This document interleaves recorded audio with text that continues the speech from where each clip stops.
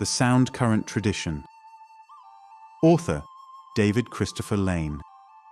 Publisher, Cambridge University Press. Date, 2022. Introduction.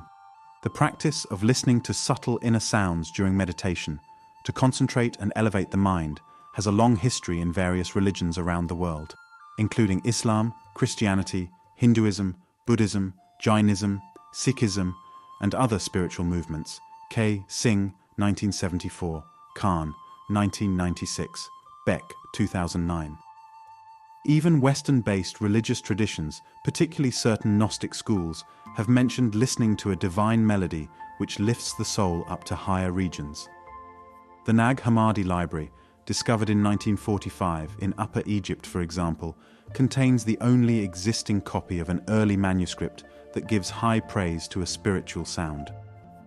In the book, The Gnostic Mystery, Connecting Ancient and Modern Mysticism, Diem 1992, there are a number of passages which highlight the importance of this sacred melody. In the trimorphic protenoia, it is described in the following way: I am the Word, who dwells in the ineffable silence. I dwell in undefiled light, and a thought revealed itself perceptibly through the great sound. And it, the sound, exists from the beginning in the foundations of the all. Diem 1992, 45. Later, Christian mystics reported hearing a divine melody when enraptured in prayer. As Richard Roller of the 14th century confessed in his mystical treatise, Fire of Love. But when half a year, 3 months and some weeks had passed by, during which that warmth of surpassing sweetness continued with me, there was borne in on my perception a heavenly spiritual sound, which pertains to the song of everlasting praise and the sweetness of the invisible melody.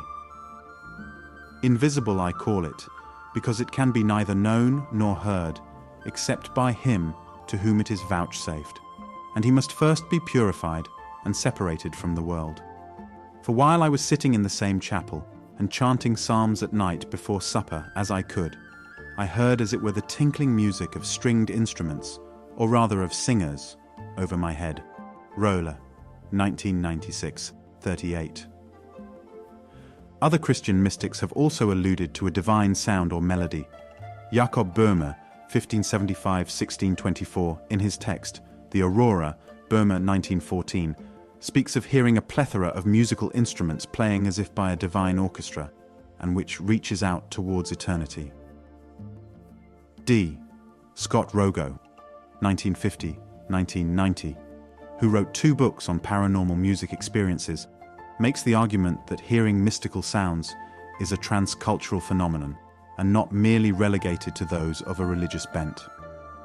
To back up this assertion, Rogo provides 5 categories in which individuals report hearing inner melodies, 4 of which have a bearing here. 1. Persons who hear sounds in a normal state. 2. Those undergoing a near-death experience who hear music and, on occasion, those who attend to them. 3. People who have out-of-body experiences, OBEs, or who practice astral travel. 4. Mystics who report hearing an inner music, Rogo, 1970-1972. In India, the sound current practice has a long history and appears to date back to before the Vedic period. Mircea Eliade in Yoga, Immortality and Freedom, 1970, 390-91, provides suggestive notes on mystical sounds and quotes Brihadaranyaka, Upanishad, and several other Buddhist and Hindu scriptures of antiquity, which describe the internal hearing of a bell sound. He also refers the Dabastani Mazaheb, wherein the author speaks of meditation on absolute sound. Although each religion gives a different description of the practice, and each has varying interpretations of what listening to the inner sound ultimately means, in Indian religious systems, 2 terms have become predominant: Nad-Nada Yoga and Shabd Yoga. Both terms are more or less interchangeable, though Nad-Nada Yoga, as a descriptive marker, appears more frequently before the 19th and 20th centuries. For example, almost all Radhaswami-related movements use the word shabd, Jürgensmeyer, 1991, and seldom use the word nad. As for the etymology of the terms, shabd is a Sanskrit term meaning sound speech, often used in different contexts to mean eternal and undivided.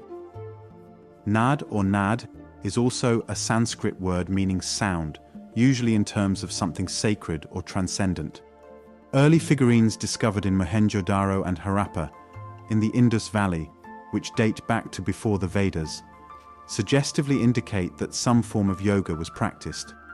Jan Swartz-Diansky has given an elaborate argument in his article, The Indus Valley Origin of a Yoga Practice, 1987, that the practice of withdrawing one's consciousness from the body has a long precedence and can be dated to before the Vedas were finalized.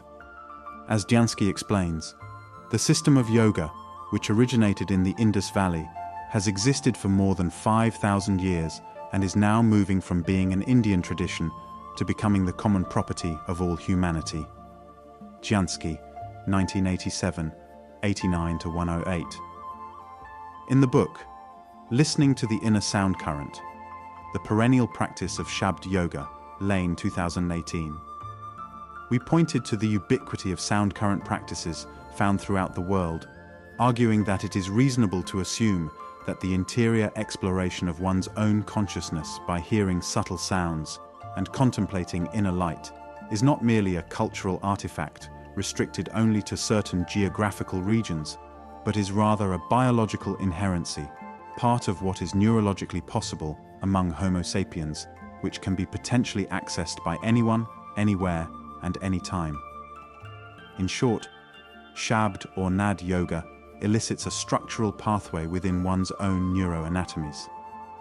Yet, it is nevertheless evident that the evolution of this practice has cultural and historical variants that have developed over time.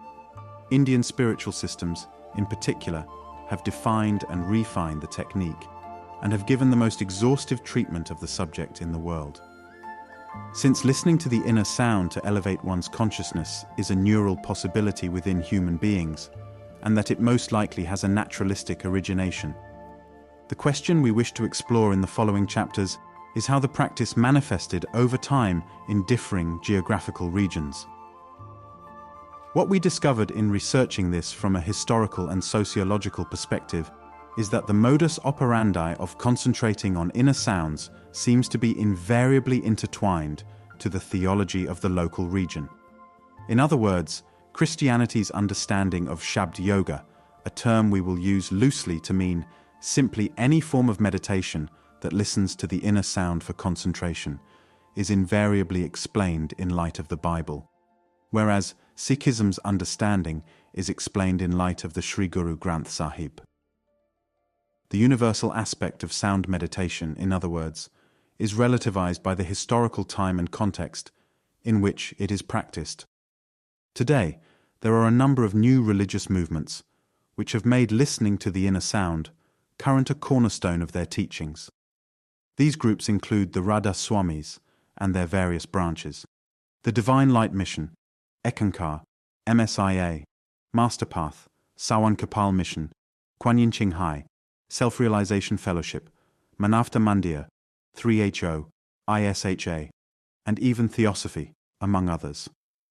In this study, we will provide a historical and comprehensive overview of these movements and how they have incorporated listening to the inner sound as part of their spiritual discipline. We are particularly interested in the distinctive and nuanced ways that each group teaches how to listen to the inner sound current and how, in turn, they interpret such in their own unique theologies. However, before we commence in detailing the popularity of Shabd Yoga across a number of new religious movements, it is important to properly understand the historical roots of the practice, particularly as it was developed in India and Persia. Genealogically speaking, almost every new religious movement across the globe that emphasizes listening to the sound current as part of its meditational discipline has roots in the Sufi, Sant, and Radhaswami traditions of North India. Why this is so is of special interest, since it underlines how religious ideas can spread like memes. Dawkins, 1976, Blackmore, 2000, across cultural barriers, and in the process become adapted to new geographical locations and audiences. For example, Eckankar's founder, Paul Twitchell, who started his group in San Diego, California, was a former initiate of Kirpal Singh, whose center of operation, Ruhani Satsang, was in Delhi, India, Lane, 1983.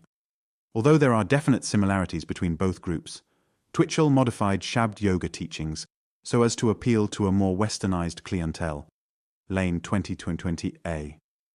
It is important to document how a core idea such as listening to the inner sound becomes theologically refashioned when it is subsumed by a new religious movement that wishes to genealogically dissociate itself from its predecessors.